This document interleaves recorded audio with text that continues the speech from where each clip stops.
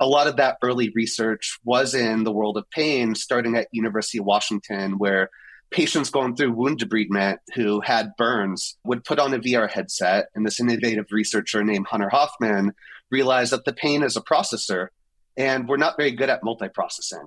So if you could effectively create so much cognitive load that you were focused on something interactive and engaging, it would reduce the sense of pain. Welcome to Digital Therapeutics edition of Digital Health Today, and I'm your host, Eugene Burhovich. I thoroughly enjoy bringing you discussions with incredible industry leaders in every episode, and it would mean a lot to me if you could rate the podcast in your favorite player and hit that bell to be notified of future episodes. In the previous episode, I spoke with Joe Masterson, CEO at Tomorrow. Tomorrow's mission, in their own words, is to help millions improve their lives with the use of evidence-based behavior change programs. Today, I speak with Josh Sackman, president and co-founder of AppliedVR. In their own words, AppliedVR and their virtual reality-based treatments represent a comprehensive approach to chronic pain that empowers patients with accessible digital tools, self-managed in their own homes. But before we dive in, I first heard of AppliedVR in 2017, and in 2018, they announced a partnership with Samsung, Travelers Insurance, Cedars-Sinai Medical Center, and Bayer. I have run into Josh on occasion, but the first time we actually spoke was when we recorded this podcast. Josh brought clarity, energy, and passion to our conversation. I hope you enjoy my conversation with Josh. Josh, welcome to the DTX podcast. I've had my eyes on AppliedVR from the early days in my previous hats, so I'm happy to have you here. And for our listeners and our audience broadly, would love for you to introduce yourself, how you got to the digital therapeutics world, and don't forget about one little or big but interesting fact about yourself. Thanks for having me on, Eugene. I never really understood how growing up with chronic pain would shape my life and career path, but sure enough, as a kid growing up in LA, went to school at USC and thought the entertainment industry is probably the coolest job that you can get coming out of college. And so I went straight into the coolest jobs at talent agencies and film production. And a fun fact is I actually started my marketing journey in social media marketing, but this was before Facebook. So I was actually marketing on the MySpace platform for different entertainers. And after several jobs, they were really cool. But I was thinking back at all the doctors, nurses, physical therapists, and people who really helped me feel better as I was recovering from multiple procedures and hospitalizations and suffering a lot through my childhood. The work I was doing wasn't really making an impact in others, and I realized that was really important to me. So I took my marketing focus and I looked into spaces that could really create a positive impact in other people. And I was really fascinated in how technology could provide tools, better access to information, and communities to bring people together around behavior change. I focused on weight loss and fitness and built some really interesting tools that help people hold themselves accountable to their goals, stick with their weight loss goals, track their progress, and connect with others going through the same thing. And so throughout my career, starting in marketing, that evolved into product management, managing some interesting technologies. And when I came across virtual reality in 2014, and I was the CEO of a small fitness company at that time, the first time I put on a VR headset, we used to give this people an experience called the ledge, which is we bring you up 500 feet up the side of a virtual building, and we ask you to take a step off. And as rational human beings, there should be nothing that stops you from taking a step off a large virtual building. But VR creates a sense of presence, this feeling that you're actually somewhere else. And it creates a deep, non-conscious and emotional connection. I've done that one. It's scary. Yeah, and I was terrified. And this is someone who climbed mountains and did crazy things, and still my palms were sweating, and I really had to rationalize where I was and that I'd be okay.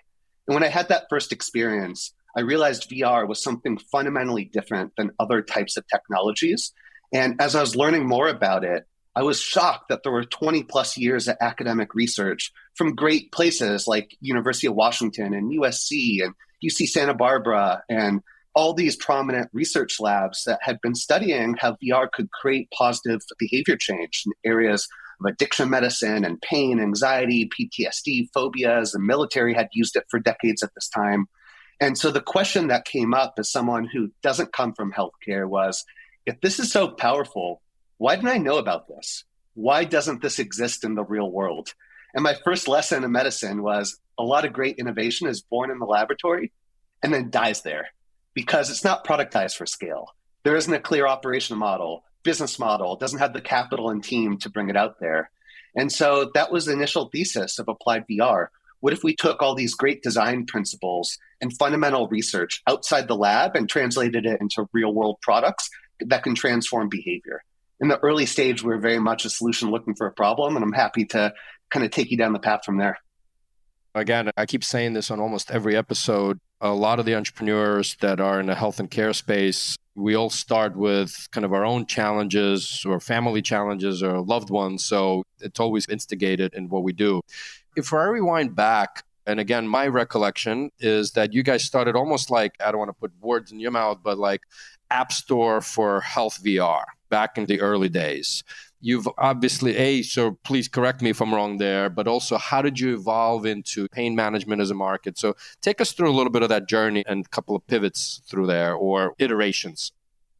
Sometimes when you're super early in innovation, you have to meet the market where it is at the stage where the technology is most ready. And so when we're first starting out in 2015, there was a lot of research in pain management and distraction and relaxation, and basically how VR, leveraging that sense of presence, could take someone out of whatever painful or stressful reality and create a better virtual reality that can help ease them through some really stressful and painful moments. And a lot of that early research was in the world of pain, starting at University of Washington, where patients going through wound debridement who had burns would put on a VR headset, and this innovative researcher named Hunter Hoffman realized that the pain is a processor, and we're not very good at multiprocessing.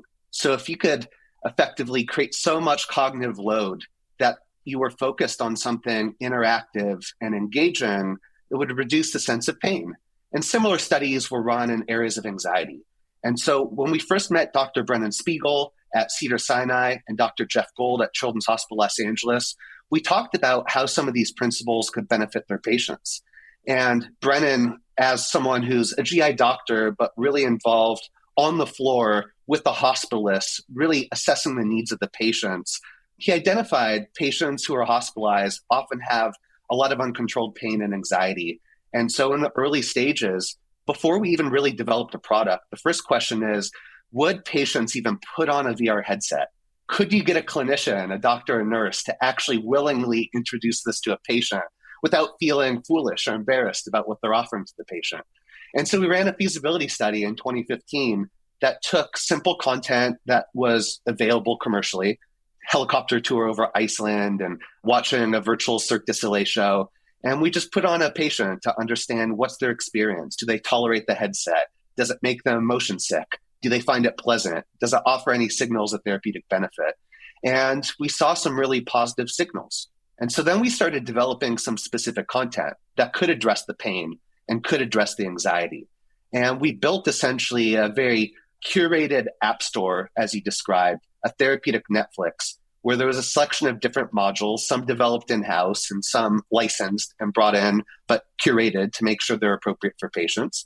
And we ran some early feasibility clinical trials to understand, could this actually reduce pain and improve patient experience and all these other outcomes? And so over the course of the first couple of years, we ended up building this kind of therapeutic Netflix environment that got deployed to over 200 hospitals. And what we learned was, one, how to operationalize VR in some really complex settings. In Children's Hospital Los Angeles, we're working with their phlebotomy lab, which is incredibly high throughput, very little tolerance for waste. It's all about efficiency, but also improving the experience of a patient who's a child in their family who's really nervous or scared to get a needle in their arm. And we worked in the cath lab and labor and delivery and the inpatient environment and orthopedic outpatient environment. And what we're really doing is collecting a lot of data through some investigator-initiated trials, but also developing operational know-how and product development know-how. And so around 2018, and part of the reason of that is the technology was really cumbersome to use. Even though it was untethered from a computer, we're using the Samsung Gear, which was a cell phone that plugged into a little visor, but patients weren't really capable of using that on their own. Every time we tried testing it at home environment, it was really clunky. and only worked about 50% of the time. So we found the hospital was a perfect ground to start testing because there were child life specialists and nurses and other care providers who would be able to assist the patient, which would take the operational burden off the patient and put it in very forward-looking staff who were bought into innovation. But in 2018, as the form factor improved, we started looking at how this could be brought into the home, and ultimately saw where VR could really take a place in mainstream medicine and could be part of the standard of care pain management was going through the FDA pathway. So it could be doctor prescribed and payer reimbursed. And that was really the turning point for the next chapter of AppliedVR. Before we get to product details, evidence generation, and all those fun questions, there's a lot of entrepreneurs that are listening to this, but also lots of investors. And I always get asked, well, can you explicitly ask the companies that have been there already around your funding journey? And what's interesting to the entrepreneurs that are listening, what were some of the key milestones sort of attached to some of them? And they don't have to coincide, but it'd just be interesting to listen or hear from that perspective. So at the highest level, the pre-seed was really demonstrating the feasibility that VR had some type of real-world application beyond just the niche and hype and excitement of VR, that it could actually be used to solve real-world problems. That funding and early development work got us into the TechStars program. That was the first iteration of TechStars Healthcare. We're working with Cedars-Sinai, and that really was a fantastic opportunity to really understand the business model, how to productize our offering, and really figure out the operational workflow of VR in those complex healthcare settings. And through our seed funding, where we worked with a combination of angel investors and some early stage venture capital investors, we built out that early therapeutic Netflix type environment that deployed into hospitals all around the country. And around 2018, when we saw the technology being ready to move into the home and developing really a robust chronic pain management program that we could actually take through FDA, get reimbursement, establish in the guidelines, we raised our Series A financing. That was led by a strategic investor as well as venture capital. And that really funded the development of the first version of our later to be FDA authorized product, where we built at-home chronic pain management program, and we ran clinical trials that ultimately served to secure our breakthrough designation. Then, after getting our breakthrough designation and gearing up to run our pivotal trial and really fleshing out the design and development of our broader chronic pain management program, we raised our Series B, which was used to finalize our FDA authorization and to start the process towards building all the infrastructure for commercialization. And so now we're late in our Series B process. We have a FDA authorized product indicated for chronic low back pain. We have our pivotal trial, as well as a health economic outcome research trial, which is reading out now with over 1,000 patients. And we have our first contract, which is with the VA health system. And we're well into pilots negotiation with some of the private payers to build out the reimbursement foundation to start bring access for our product to patients all over the country. Overnight success over, 8 years, right? And still building. Exactly. I appreciate that. And maybe let's just jump back. Everybody knows VR. I think most people know how to navigate, or many do. Let's step back from assuming that this is prescription now. Walk us through that patient experience and maybe pick chronic back pain. And what does the person feel? What are they doing on a daily basis? What's the kind of outcomes, for lack of a better term, expected? So walk us through a day in life of a patient using your product. Sure. And the first rule of VR is if VR isn't absolutely needed, don't use it. It adds a lot of complexity and friction compared to just taking a device out of your pocket that you're already trained to use. But what VR does well, it does better than any other type of technology. And when dealing with complex patients, ultimately what we're doing with virtual reality is we're not just providing distraction, and VR is really good at distraction, but we're developing skills that can be acquired and transferred. So when the VR headset comes off, you're better equipped to be able to regulate your nervous system, have psychological coping skills, and prepare to deal with the adversity that your chronic condition provides.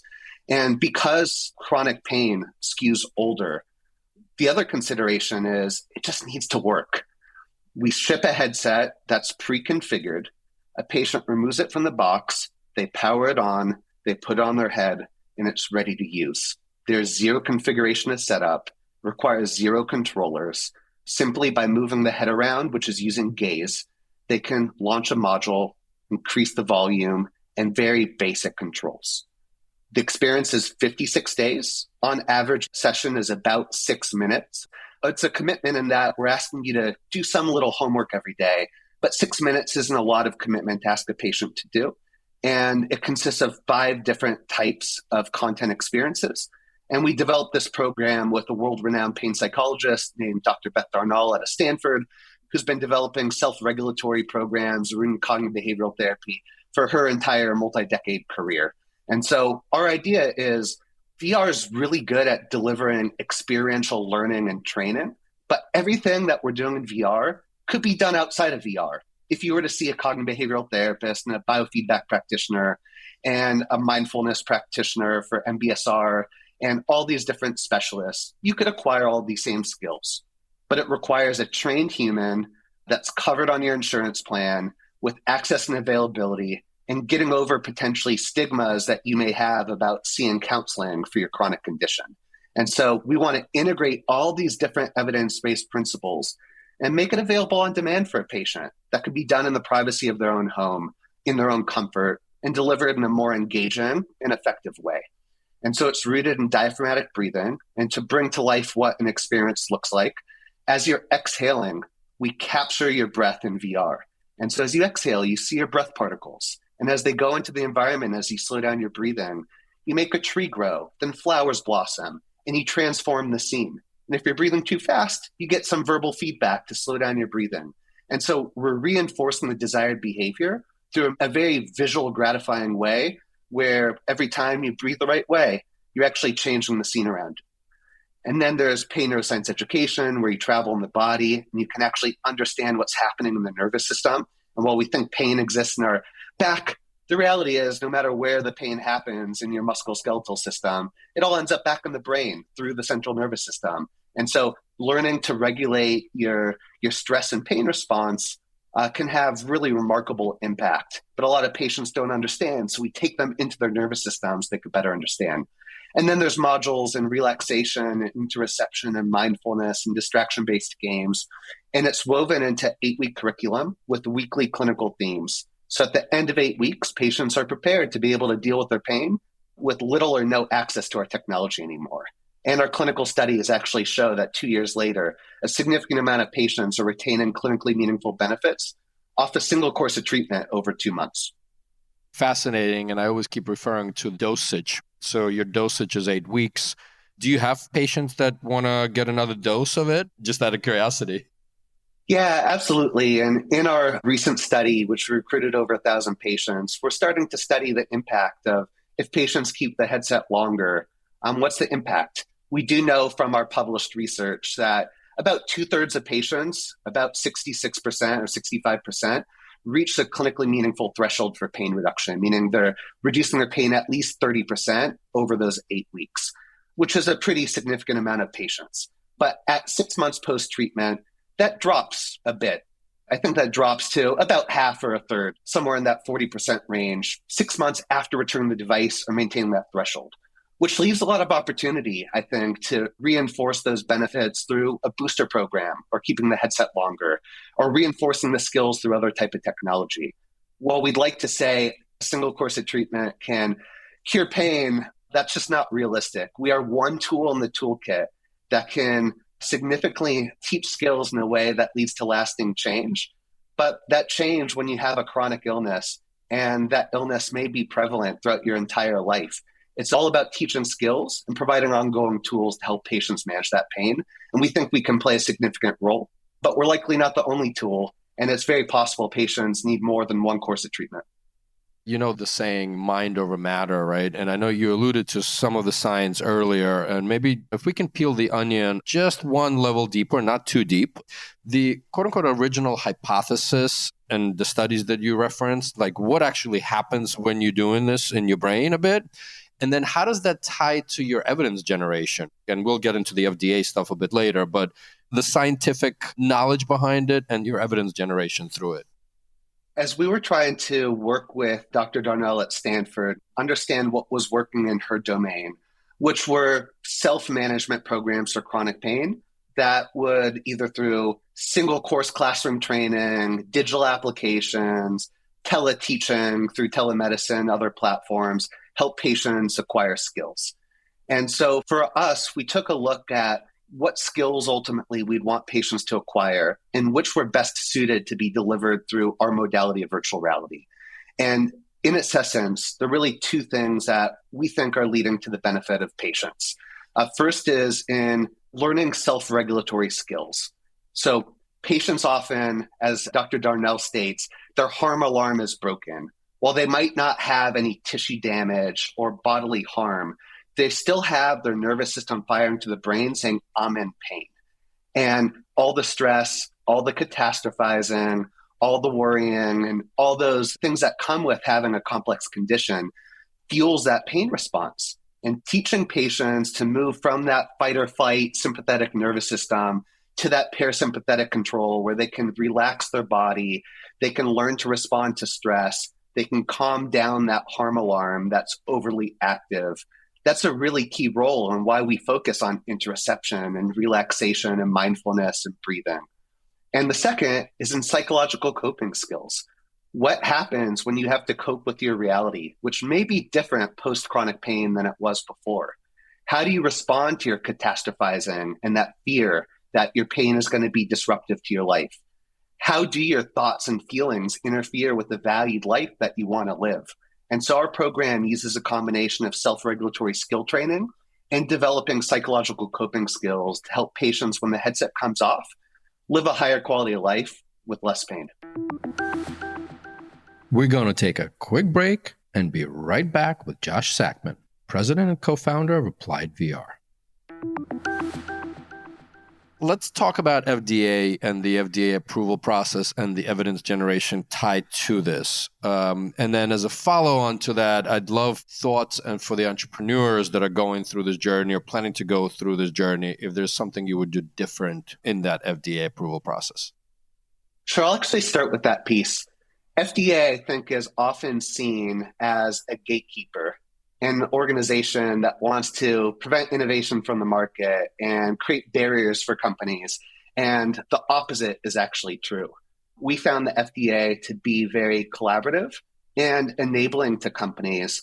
Ultimately, FDA wants to make sure that how you market and bring your product to market is safe and effective and ultimately ethical. And so for a lot of digital health, it really is about the claims that you want to make. And in the early stages, we had some really great research led by Cedars-Sinai and Children's Hospital Los Angeles and Geisinger and Cleveland Clinic. And as data was being produced, as a wellness company, meaning a company that hasn't gone through a 510K or de novo pathway at the FDA, there's really limitations in how you could use your data to market your business. And so for us, because we had such strong signals of data, we felt really strong that we could run clinical trials to support the claims that we wanted to make around reducing pain intensity, reducing pain interference. And we had enough signals through early feasibility research that we thought was worth the investment. And it is an investment. It takes time and money to go through that process. But after conducting pre-submission meetings to get feedback from FDA around our clinical trial design and endpoints, we even discussed things about what does a placebo control look like for a technology like virtual reality. And so we ultimately had to develop a sham, which accounted for the ritual of putting on a headset, which accounted for the inherent benefits of if you simply blindfolded and earmuffed a person away from their daily chaos and put them in some type of peaceful moment where they're disconnected from their physical world, they'll probably get some benefits of using any VR experience. And so we had to account for that. And so we developed a sham-controlled, randomized controlled trial with 188 participants who were randomized between that sham group, which put on a headset, but instead of going through reliever with active treatment, they saw essentially National Geographic content. So a fox grazing a prairie, an eagle building a nest, very gentle, innocuous music in the background, but enough to keep them engaged for 8 weeks and using the product every day, which they did. And then the other group used our reliever program. And over 8 weeks of treatment, we tracked patient-reported outcomes with pain and pain interference being the two primary outcomes, and a whole slew of other types of endpoints that we could analyze and further stratify. And over 8 weeks that we found an average pain reduction of 42% with our reliever group and 49 to 57% improvements with the various pain interference metrics. And all of those were clinically meaningful and statistically significant compared to that sham control. And so we packaged that up. And because we have a physical device, it's not just about the content, but it's about the ecosystem of how you're delivering that content. And we actually went through the SIMD process, meaning software in a medical device, meaning we had to conduct all the basic safety and electrical testing on the actual physical hardware itself. And so we partnered with the manufacturer Pico to bundle this up. And part of where we thought this was important is because this is going into the home and patients could have pacemakers, they have pre-existing healthcare conditions, they may have other medical devices. We thought it was really important to make sure that this is safe and compatible with other type of electronics and wasn't creating electrical interference or issues because this was being self-administered without the direct supervision of a doctor when it was being used in the home. And what this also opened up, as we'll talk about in a few moments, is because this is a closed ecosystem of a single purpose device, this also fits the definition of durable medical equipment. And that provides an existing pathway for medical devices that have hardware components that purely app-based digital therapeutics don't have access to. And so we were thinking not just about the regulatory pathway, but the reimbursement pathway. And so we got breakthrough designation. We took that designation and used it for a more interactive review process with FDA. FDA was very collaborative, and ultimately we secured our Class 2 de novo authorization in November 2021. You mentioned earlier in our conversation 200 plus hospitals to validate the solution, get the experts that are working with patients in hospital. That is very tough to scale as a business. And also your choice to go prescription digital therapeutic versus still doing all the studies that are necessary and RCTs, but going non-prescription. So would love to understand the progression of your channel strategy as it's tied to your decision to go prescription and why. Absolutely. In the early stages of the business, before the hardware could be sent into the home, we realized we needed that infrastructure with staff support to be able to actually deploy virtual reality. And so sometimes in the early stages of business, you do things that aren't scalable in order to find your future ways to scale. So working with hospitals was really important for our first several years of the business. In fact, that developed so much of the evidence, so much of the know-how, and so many of the champions that we still leverage today. But ultimately, we saw the vision being more of an outpatient model where we work with pain specialists and orthopedists and primary care physicians and others to prescribe and deploy the devices in the home, which is our model now. So we moved away from the hospital side of things, starting in 2018, really culminating that chapter as we're getting our FDA authorization. And now we have a model that's more akin to other types of at-home medical devices like a CPAP machine. So we work with mainly specialists. Doctors have been very supportive and interested. There are a lot of societal tailwinds that a lot of what was being done for pain medicine was largely pharma-based and interventional-based. And there's just been a lot of limitations, both in patients' access to physical facilities because of the pandemic, as well as a lot of political, societal, and other types of pressures to delay more risky medications and procedures to later in the care. And things like cognitive behavioral therapy have been recommended as a first-line treatment, but there just aren't enough cognitive behavioral therapists to meet all the needs of the patients. There's about 100 million chronic pain sufferers in the US, and there aren't enough cognitive behavioral therapists and other specialist providers to be able to provide treatment. And so physicians have been very receptive to be able to offer reliever, to be able to provide that type of psychological treatment to patients without having to refer out, or if there isn't a specialist to refer out to in their neighborhood. And so we've been working with those, but ultimately the customer, the payer, are the insurance companies. And so the patient's the user, and we had to create a really excellent experience that's evidence-based and easy to use and engaging. We had to make sure a solution fits easily into the workflow and addresses the unmet needs of the physicians. And then the third leg of that stool is on the payer side, which is we need to make sure that what we're offering has the right ROI and value proposition. And so we've been working really closely with the payers to really understand the impact, not just from a clinical perspective, but how this offsets healthcare resource utilization, how this impacts costs, and how this really addresses unmet needs from a payer perspective. And so we've been working closely with all those stakeholders, but ultimately this is at-home, doctor-prescribed, payer-reimbursed model. And the VA is the first health system to cover us. And we're working very closely with a number of other leading payers through pilots and contract negotiations right now to expand the offering in other markets. Can you actually talk a little bit deeper on the VA and what you guys are trying to accomplish? It's a great organization. I know they're leading a lot of the efforts. In our case, with health coaching, they were the first sort of to adopt and start studying from a testing perspective. Maybe dive a little bit deeper on what you guys are trying to accomplish there. So the VA, which I don't think many people realize how innovative the VA health system is, they've been using virtual reality technology since the late 80s for applications like PTSD treatment. Skip Rizzo at USC has been building virtually rock and other simulations to help with recovery. Soldiers are coming back to be able to deal with stress inoculation, exposure therapy for soldiers, as well as a lot of other use cases. In fact, there are over 120 VA sites that are using some form of VR application right now for some type of treatment. So they've been very progressive. Awareness is really high, and there's a lot of champions for VR technology. But there aren't a lot of FDA authorized applications that are ready to deploy at scale. And so we've been working with Ann Bailey and the VHA innovations team, which is really the center for piloting and scouting new technologies for the VA for the last several years. And once we got our FDA authorization, Ann and her team put together proposals to get an innovation award and start piloting this in a number of real-world environments where this could actually be deployed and sent home with patients, rather than being done in controlled labs, which is often where things start. And so because of that great work, we recently secured a contracting vehicle to be able to commercialize with the VA at scale. And the VA has 3 core initiatives: pain, mental health, and PTSD. And our solution really fits at the nexus of those 3 areas where we can create meaningful impact. And while we're starting in chronic low back pain often is accompanied by several other types of comorbidities that we can help as well.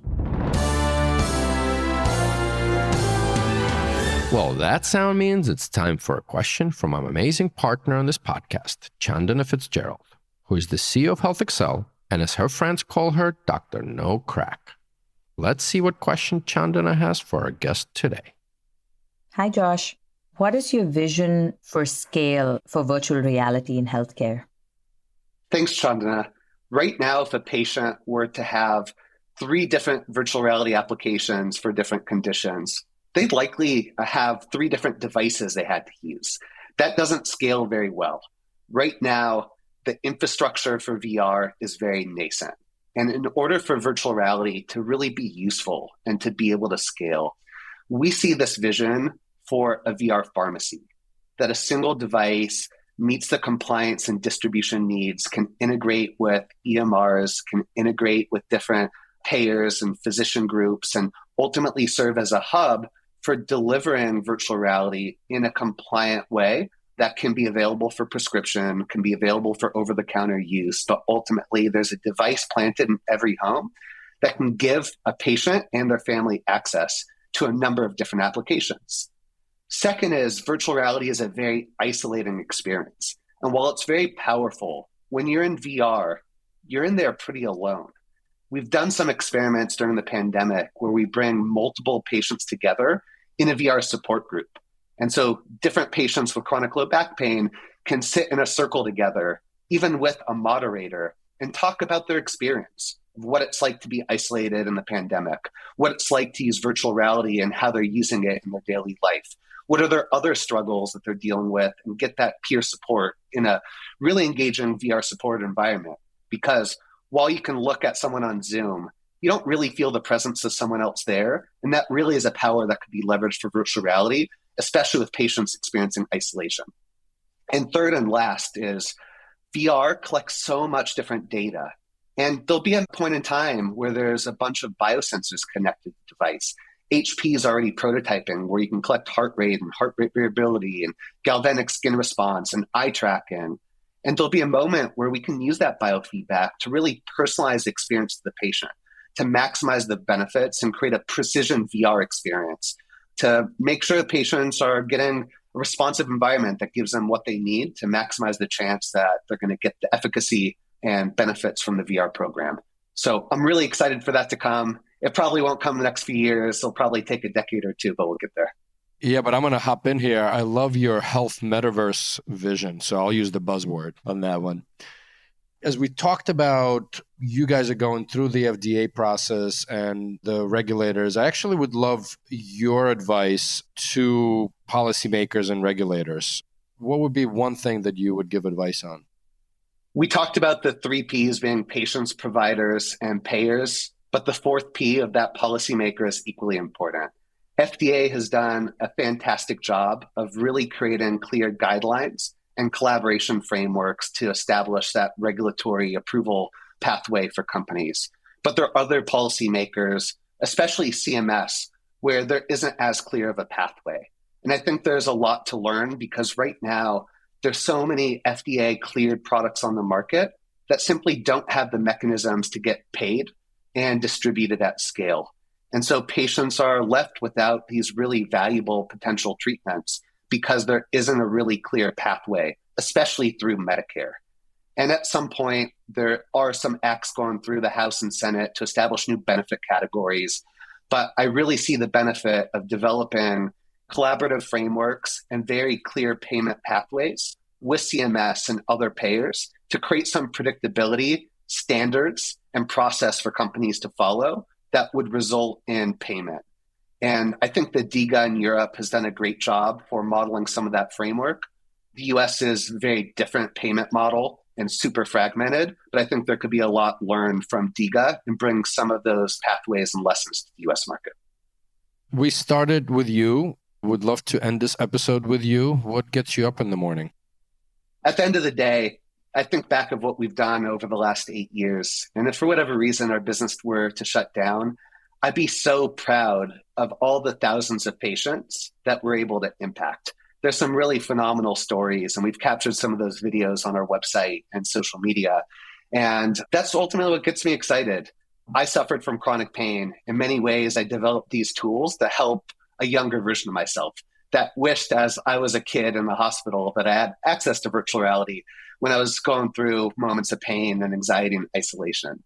And I think there's so much promise and we're just getting started. Right now, digital technology can really change the paradigm of care and provide tools in a low risk, but really effective way that can transform lives over the next decade as this stuff gets paid for and more things get through regulatory approval. I'm really excited to see how the guidelines change and see more of this in our homes on a day-to-day basis. Amazing. Well, thank you for your time today. And for our listeners, maybe see you in the health metaverse. Thanks for tuning into the Digital Therapeutics edition of Digital Health Today, a production of Mission-Based Media. Be sure to subscribe to this podcast on your favorite podcast player so you're automatically notified each time I speak with one of these amazing leaders and trailblazers who are forging the path for digital therapeutics. If you'd like to learn more about Your Coach Health or Health Excel, you can find the links to this and more in the show notes for this episode. I'm Eugene Borochovich, and catch you next time.